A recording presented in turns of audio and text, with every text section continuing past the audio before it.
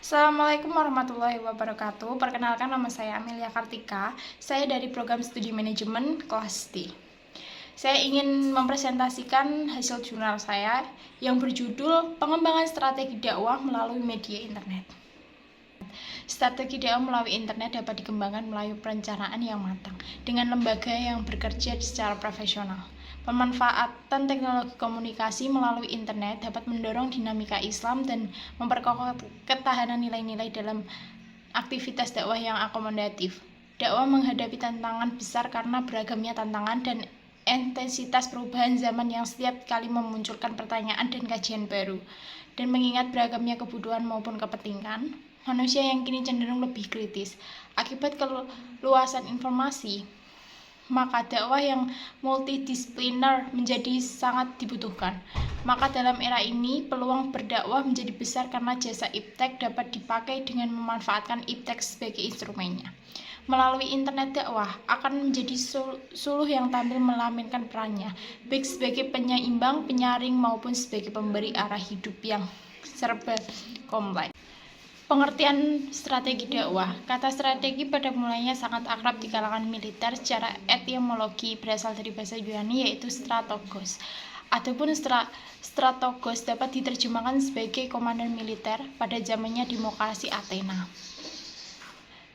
Strategi dipakai dalam prediktif militer sebagai zaman kejayaan Yunani Romawi sampai masa industrialisasi. Kemudian kata strategi memperluas ke berbagai aspek kegiatan masyarakat termasuk dalam bidang komunikasi dan dakwah. Hal tersebut sangat penting karena dakwah bertujuan melakukan perubahan terencana dalam masyarakat yang berlangsung lebih 1000 tahun lamanya.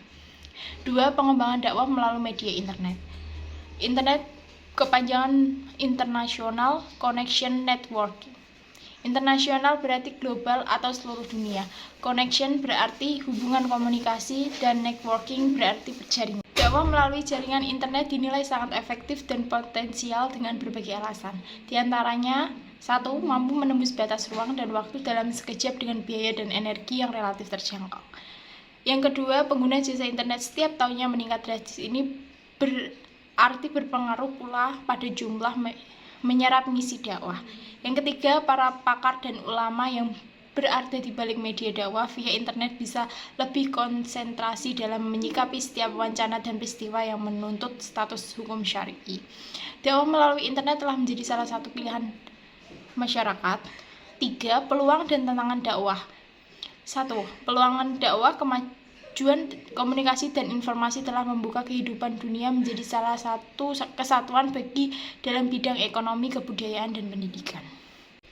Era globalisasi bagi umat Islam membawa harapan dan tantangan yang cukup kompleks, dan di satu sisi membawa akibat yang tidak menguntungkan. Di sisi lain, era globalisasi merupakan era kebangkitan agama karena agama akan merupakan alternatif bagi umat manusia untuk dapat mempertahankan identitas kemanusiaannya.